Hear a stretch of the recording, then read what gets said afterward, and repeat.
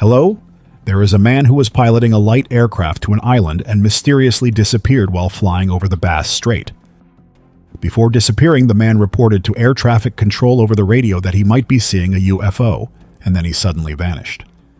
2 months later, a photographer has released a photo that has made the entire incident even more mysterious. How did the man disappear? What did he see before he disappeared? Let's investigate the details of the incident. The location where the story takes place is the Bass Strait, south of Australia, which is named after the English explorer George Bass, who led the first expedition through the strait in 1798. The Bass Strait has an air of mystery and mystique. In the 19th century, many ships went missing here, so lighthouses were built to aid maritime navigation. The main character of the story is Frederick Valentich, born on June 9, 1958. He is the eldest son of an immigrant Italian family. In addition to his parents, he has a younger brother and a set of twin sisters, a family of 6, living in the Avondale Heights suburb of Melbourne.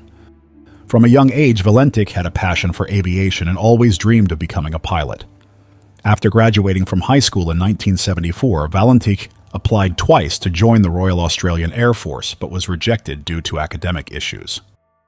Although he couldn't join the Air Force, Valentich did not give up his dream of becoming a commercial pilot, so he enrolled and trained to obtain a private pilot's license. By February 1977, Valentich had become proficient in flying and only needed to pass the CPL theory exam to officially be licensed for commercial flying and become a pilot. Perhaps due to Valentich's focus on flight skills, he failed the theory exam twice. In 1978, when Valentich was 20 years old, he was preparing for his third CPL theory exam. That year, he met a 16-year-old girl named Rhonda Rushton, and they became romantically involved. Valentich was a flight student, and although he didn't have an official pilot's license, he was allowed to fly upon permission, often taking his girlfriend on flights. Valentich also had a particular interest in UFO research and firmly believed in their existence. Whenever they were together, he and his girlfriend often discussed UFO-related topics. One evening, Valentich flew alone over the Bass Strait, but little did anyone know that this would be his final flight. On October 21, 1978, Valentich informed his family that he would fly to King Island to buy fresh crayfish. King Island is located west of the Bass Strait, the second largest island in the strait, primarily economically based on fishing and tourism. The quickest way to travel from the mainland to King Island is by small aircraft. At 5 p.m., after completing his training course, Valentich submitted his flight plan to the local air traffic control. He planned to take off at 5:45 p.m. from Moorabbin Airport in the suburbs of Melbourne to fly to King Island. Moorabbin Airport and King Island are about 232 kilometers apart and would take approximately 1.5 hours to fly. After submitting his request, Valentich felt a bit hungry and drove to a nearby fast food restaurant for dinner. At 6:10 p.m., Valentich boarded his Cessna 182 aircraft, a light single-engine aircraft primarily made of aluminum alloy. After refueling the aircraft, Valentich entered the cockpit and requested clearance from the control tower to take off. At 6:18 p.m., Valentich took off alone in his aircraft. The weather that day was clear and suitable for flying, although the sun was setting, and Valentich's actual departure time was 34 minutes later than scheduled. He would spend about 1.5 hours flying to King Island, meaning he would experience a night flight. Valentich did not yet have an official pilot's license and was still a novice, accumulating 150 flight hours. For such a short-distance flight, Valentich could still perform his duties well, even at night, and could execute some instrument flying maneuvers. Instrument flying involves pilots flying entirely or partially by instruments similar to autopilot. During night flights, since there are fewer visible objects, pilots often rely on these flying techniques. At 7 p.m., Valentich flew to Cape Otway Lighthouse and communicated with the local air traffic control agency. Cape Otway Lighthouse is located in southern Australia. Cape Otway is at the southern tip of Victoria. It is a famous architectural structure and the oldest surviving lighthouse on the Australian mainland, built in 1848 and still in use today. At this time, Valentich was flying at an altitude of 1,500 meters, when suddenly he saw another aircraft seemingly appearing below his own aircraft. Due to the darkness and limited visibility, Valentich could not clearly see the model of that aircraft. At 7:05 p.m., Valentich contacted air traffic control via radio and reported his position to Steve Roby, the air traffic controller responsible for the night sky that evening. After reporting his position, Valentich asked Roby if there were any other aircraft flying nearby. Roby checked the radar and replied that there were no aircraft known to be flying nearby. Roby's answer puzzled Valentich because he had clearly seen a large aircraft with 4 bright lights, but he couldn't identify the model of that aircraft. A moment later, when air traffic control didn't respond, Valentich added that the aircraft had just flown from below to above him only 300 meters away. Valentich continued to ask if there were any military aircraft near him, to which Roby replied that there really were no other aircraft nearby. At this point, Roby also became concerned because he genuinely didn't see any flying objects on radar. Valentich went on to say that the aircraft was approaching him from the east. About 30 seconds of silence followed on the radio, after which Valentich reported again that the aircraft seemed to be playing some kind of risky game, flying past him 3 times in succession at high speed. At 7:08 p.m., air traffic controller Roby asked Valentich about his altitude. Valentich replied that he was flying at 1,500 meters. Roby then asked if he could describe the shape of the aircraft. Valentich replied that as it flew past him, it appeared very long stationary when above him, it constantly emitted a green light with a shiny metallic exterior. The radio fell silent for 20 seconds, and Valentich reported that the object had disappeared. Upon hearing this, Roby's tense mood eased slightly. Valentich stated that he was heading towards King Island and expected to arrive in about 20 minutes. However, he reported that the aircraft's engine might have malfunctioned, though everything seemed fine in the next few minutes. At 7:12 p.m., Roby heard hurried voices over the radio from Valentich, again saying that the strange aircraft had climbed above him, again circling not an aircraft. Then there was a strange metallic sound on the radio, a harsh, prolonged noise for 17 seconds. After that, Valentich did not respond, and his aircraft also disappeared from radar. The air traffic control immediately recognized the emergency situation and hastily activated the emergency plan. 21 minutes after communication was interrupted, Valentich's aircraft had not yet reached King Island, and a rescue operation was immediately launched. 2 minutes later, the entire airport landing lights were turned on. Another aircraft took off from King Island Airport and flew along Valentich's flight path to search for him. The weather was clear that day, with good visibility from King Island. One could even see the light directly from Cape Otway Lighthouse. Based on Valentich's reported position and flight path, the search and rescue team speculated that his last reported location was about 40 kilometers southeast of Cape Otway Lighthouse. Initially, the search and rescue team suspected that there might have been an engine failure in Valentich's aircraft. The aircraft was equipped with 4 life jackets and emergency signal lights in an emergency. He could use the life jackets to float on the water for a while, and the rescue team could locate him through the emergency beacon lights. The rescue team requested assistance from nearby ships at their predicted location, and many ships responded and moved to that location to perform the rescue operation. The search continued throughout the night, but due to limited nighttime visibility, the rescue team could not find Valentich. At dawn the next day, on October 22, 1978, a large-scale airborne and maritime search operation began. The search and rescue team mobilized a Lockheed P-3 Orion aircraft from RAAF, along with 8 civilian search aircraft in the relevant sea area. Many passing ships also participated in the search and rescue operation, covering an area of over 2,600 square kilometers. A day later, on October 23, 1978, the search and rescue team discovered a small oil slick near Cape Otway Lighthouse. They analyzed the oil slick and found that it did not come from aircraft fuel. A rescue aircraft identified a floating object suspected to be the wreckage of the aircraft in the waters off the northwest coast of King Island. However, the aircraft did not have a locating device and could not report the exact location. Currently in a deadlock, he could only gain altitude and use the island as a landmark to roughly determine his location. However, as the plane ascended, it gradually disappeared from sight, and despite the rescue team sending ships to the scene, they found nothing suspicious. The search operation continued for 4 days, but by October 25, 1978, the rescue team still hadn't found Valentich or any wreckage. With the golden window for rescue efforts passed, the search was called off without any results, leaving Valentich's whereabouts still a mystery. There were suggestions that Valentich staged his disappearance, even though his single-engine Cessna 182 could have enough fuel for an 800 kilometers trip, considering the planned 30 to 45-minute flight to Cape Otway. Despite ideal conditions, Valentich's aircraft never appeared on radar screens, raising doubts whether the aircraft had ever approached Cape Otway. It's possible that after spotting the UFO, Valentich didn't proceed to King Island as planned, but turned back towards Cape Otway. 5 days after the incident, on October 26, 1978, Valentich's friends refused to give up and spent days searching near Cape Otway, but with no success. Following the incident, media coverage was extensive, with many considering it very bizarre. Valentich's final recorded transmission with air traffic control became a crucial clue. Under public pressure, investigative agencies released the last 17 seconds of the recording, though the previous conversation was only disclosed in text form, not as audio. Valentich's father, Guido, responded to media interviews stating, "My son strongly believed in UFOs and was concerned about being attacked by them." Before disappearing, he told the family he had seen classified documents from the Royal Australian Air Force about UFOs. Due to the classified nature of the documents, Valentich did not disclose specific details to the family. Guido believed his son had seen a UFO that night and was abducted.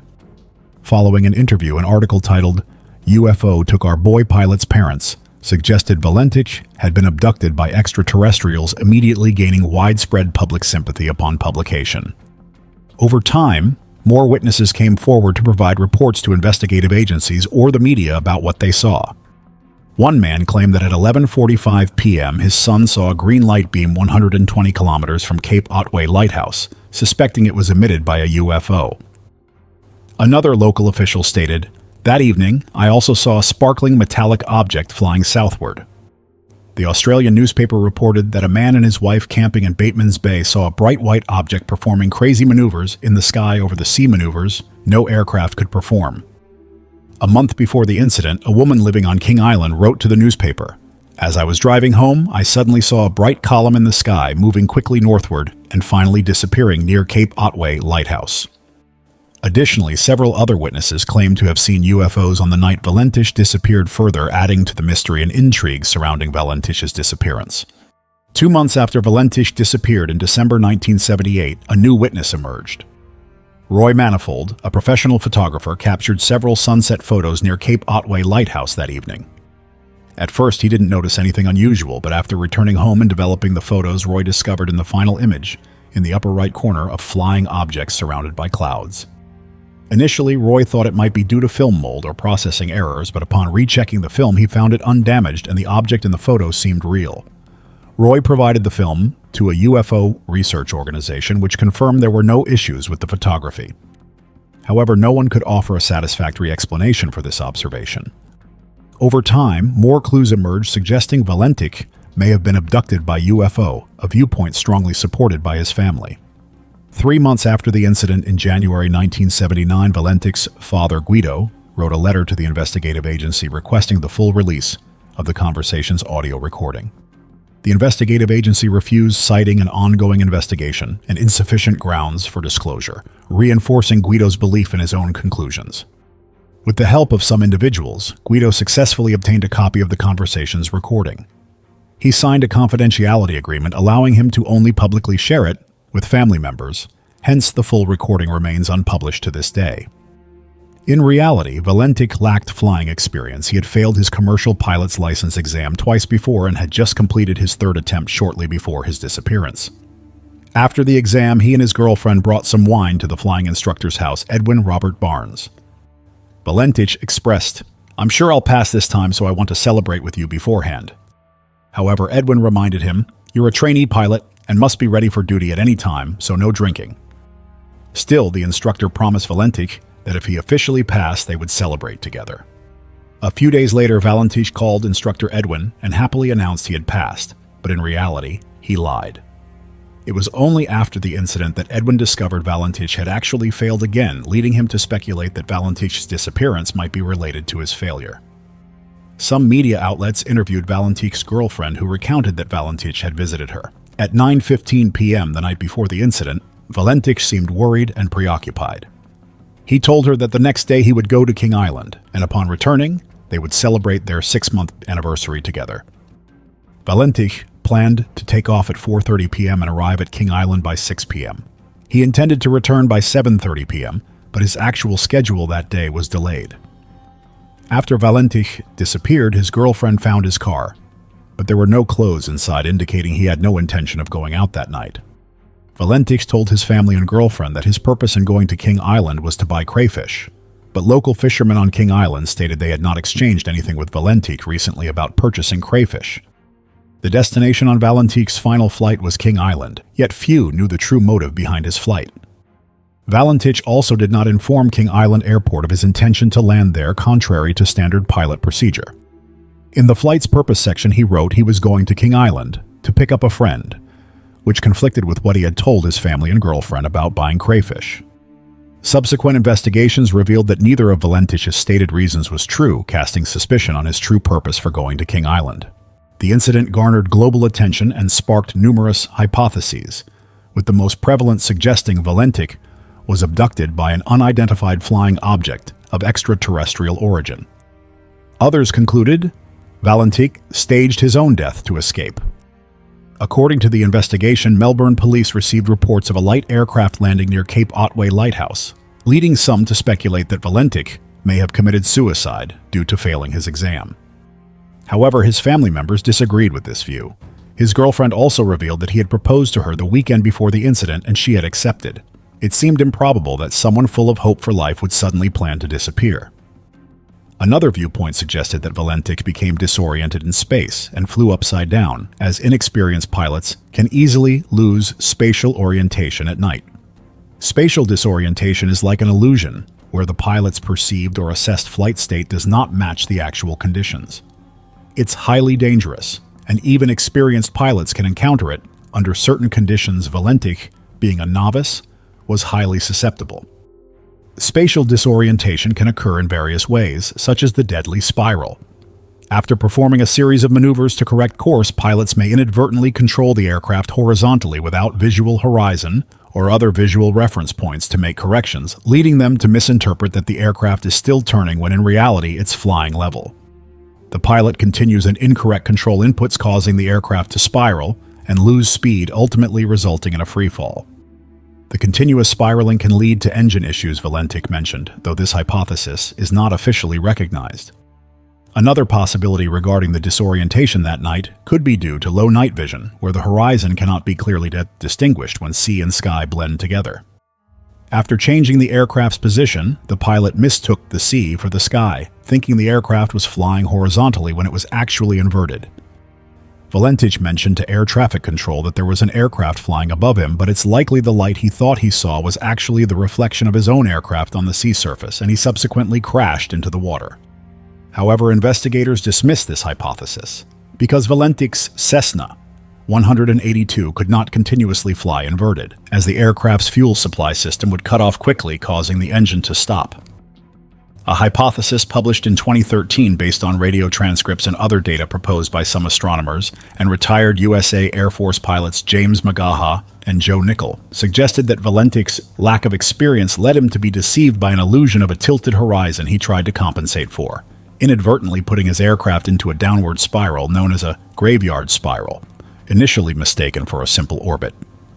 There are also theories that Valentich, with his curiosity about UFO, eventually discovered an extraterrestrial mystery and was subsequently abducted by aliens. However, to this day, no one has been able to prove the truth of these theories. Historian Reg Watson has studied this disappearance for many years, stating, "I have looked into this case for over 3 decades, and it is truly extraordinary. I know many people may not believe it, but in my judgment he encountered a UFO, and I'm saying this very seriously." Mr. Watson also added that authorities searched for Valentich for 4 days, but found no other leads about him until today. There are several hypotheses suggesting that Valentich staged his disappearance due to a misguided plan that night. There is a mysterious link whether he actually intended to go to King Island. Valentich planned his flight to Cape Otway, but according to information gathered from the control station, he did not notify King Island's flight services of his destination, so they did not turn on the runway lights. This led to 2 hypotheses about Valentich's disappearance. Either he planned his mysterious disappearance, or he committed suicide. Many believe this incident is related to UFO because on the night of the incident, there were at least 15 reports of UFO sightings. Most reported seeing a column of blue light similar to the one Valentich described. Photographer Roy took 4 photos on the day Valentich disappeared not far from his last known location, which convinced some people of the UFO hypothesis. 20 years later, in 1998, UFO researcher Paul Norman from the Australian UFO Research Association interviewed a man who claimed to have witnessed Valentich's disappearance. The man said, "That evening, I parked my car on the bridge and enjoyed the beautiful ocean view at Apollo Bay, about 1 kilometer south of Valentich's area. Suddenly, I saw a light aircraft flying in front of me as dusk fell. Having some knowledge of aircraft, I could easily recognize it as a Cessna 182 because of its unique white navigation lights and red beacon light. What surprised me was that, at that moment, the aircraft was being pursued by a larger, unidentified object illuminated by a round green light moving behind the aircraft. Half a minute later, both the aircraft and the suspected UFO disappeared northeast." Based on this interview description, researcher Paul Norman wrote an article proposing the hypothesis that Valentich may have changed course after encountering a UFO and flown towards the Victoria coastline. Shortly thereafter, he encountered an aircraft engine problem and began descending. A 17-second continuous noise could have been caused by the aircraft descending and the curvature of the Earth interfering with communication between the radio receiver and the aircraft, resulting in temporary signal loss and emitting those strange sounds. Paul believed that the man and his 2 granddaughters saw Valentich's aircraft and the UFO. At the end of the article, Paul suggested searching underwater off the Victoria coastline, as something might be found there, but his proposal was not supported. Strow Observatory provided an explanation for more than 10 UFO sightings that day. It turned out to be the peak of a meteor shower. The observatory recorded 10 to 15 sightings per hour. Some studies show that 9 of the sightings were actually caused by meteors, so the hypothesis that the green light object Valentich saw was actually a meteor. 5 years after the event in 1983, aircraft wreckage was found on Flinders Island, 300 kilometers from Cape Otway. They were taken to the Royal Australian Navy Research Laboratory to determine if the wreckage could have drifted to its final location from the missing aircraft area. The results indicated that the aircraft wreckage could very likely come from a Cessna 182, similar to the type Valentich piloted that day. However, aircraft accidents frequently occur in the Bass Strait, and several similar model aircraft had been lost in recent years, so the wreckage could not definitively be identified as Valentich's aircraft, and his disappearance remains shrouded in mystery. 22 years after Valentich's mysterious disappearance in 2000, his father passed away in sorrow, without knowing what truly happened to his son that night. To this day, no one knows what happened to Valentich that evening. Some volunteers visit Cape Otway Lighthouse annually to commemorate him. At the foot of the lighthouse is a memorial plaque for the most mysterious UFO sighting event. Valentich's disappearance is one of Australia's most famous mysteries, attracting the attention of UFO investigators, journalists, and the public for decades. Valentich's disappearance serves as a reminder of the mysteries still existing in the universe and a warning of the potential dangers of flying. Which hypothesis do you think fits Valentich's case? Leave a comment below so everyone can know. And if you found this video interesting, please support us by liking and subscribing to the channel. Thank you for watching. Goodbye.